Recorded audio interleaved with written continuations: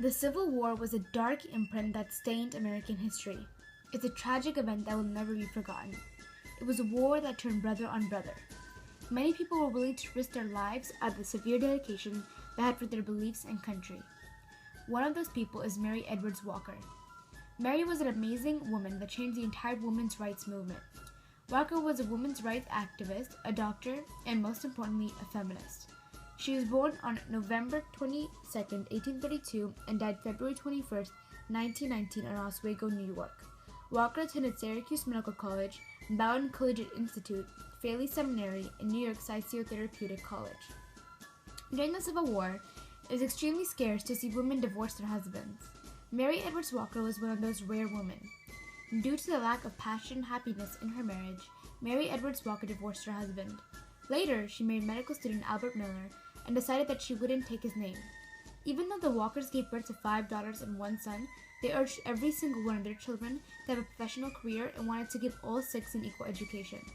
Walker challenged social and cultural values to such an extent that she earned the nickname Contrary Mary.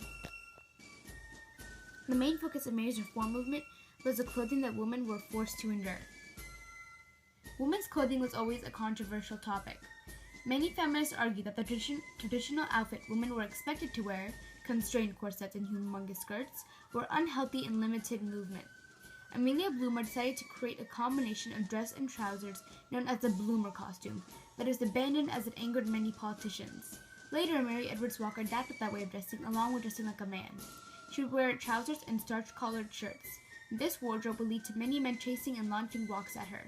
In the beginning of 1857, she became one of the writers of The Sibyl, a review of the taste, errors, and fashions of society, a newspaper, attended Just Reform conventions, and became one of the vice presidents of the National Just Reform Association. She also wrote and preached about education, marriage, abortion, and equal pay. In 1867, Walker spoke about temperance, just reform, and the horrific memories she had of the Civil War in England, New England, the Midwest, the South, and in Congress. She believed that women already had the right to vote and didn't bother supporting other feminists who wanted an amendment that gave women the right to vote. This made her stand out from other female suffragists, such as Susan B. Anthony, who believed Walker's views were too extreme. With the insurmountable amount of opinions pouring out of her, Mary decided to publish a book named Hit, where all her radical ideas and countless topics are documented. Because Walker couldn't find work due to her gender, she volunteered as a doctor at Indiana Hospital in Washington. The sole reason she got hired there was because the medical officer was so desperate for more doctors, he ignored that Walker was a female. On April 1st, Dr. Walker traveled down the wrong road, ran in with Confederate soldiers, and couldn't do anything but surrender. She was a prisoner at a military prison named Castle Thunder, where the food was so spoiled, Walker became ill. She got released on August 12, 1864, after staying there for 4 months in exchange for other prisoners.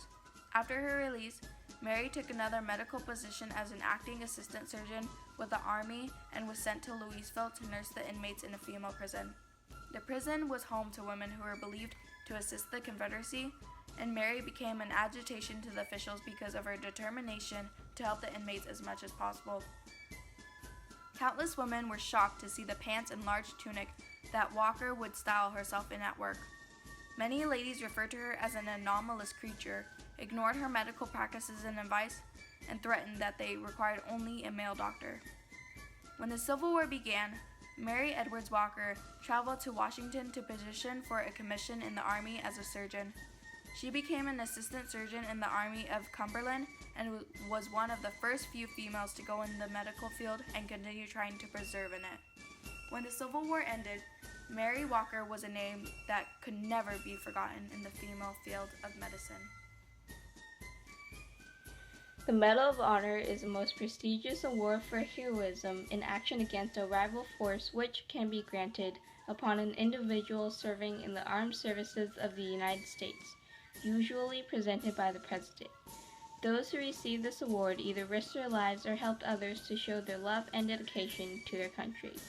A total of about 3,514 Medal of Honors have been presented out of the 2.75 million men and 1.8 million women who fought. Amid all 1.8 million women, there is only one female to have the privilege of receiving this award. That woman was Mary Edwards Walker. As a physician, feminist, and women's rights activist, She displayed the strength and persistence of women the world was ignorant and blind to. To be the first and only female to have received this award, she must have displayed actions equivalent to those other men who won the war have portrayed. She not only disobeyed the traditional dress code, but she also aided others who were injured in the war. In 1916, Congress revoked the famous medal from about 910 recipients. Mary Edwards Walker was among those who had to return her award, but the physician refused to return her award. To emphasize her dedication, Mary continued to wear the medal until her death. 60 years after her death, her Medal of Honor was posthumously restored by Jimmy Carter, the 39th president. Mary Edwards Walker prided herself on her powerful views. She herself stated, "I am the original new woman. Why, before Lucy Stone, Mrs. Bloomer, Elizabeth Cady Stanton, and Susan B. Anthony were, before they were, I am." In the early 40s, when they began their work in dress reform, I was already wearing pants. I have made it possible for the bicycle girl to wear the abbreviated skirt, and I have prepared the way for the girl in knickerbockers.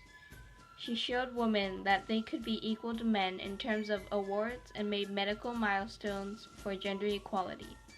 Because of her amazing progress as a suffragist, Walker had a statue built in Oswego and also had, in 1982, a 20-cent first-class stamp issued in her honor.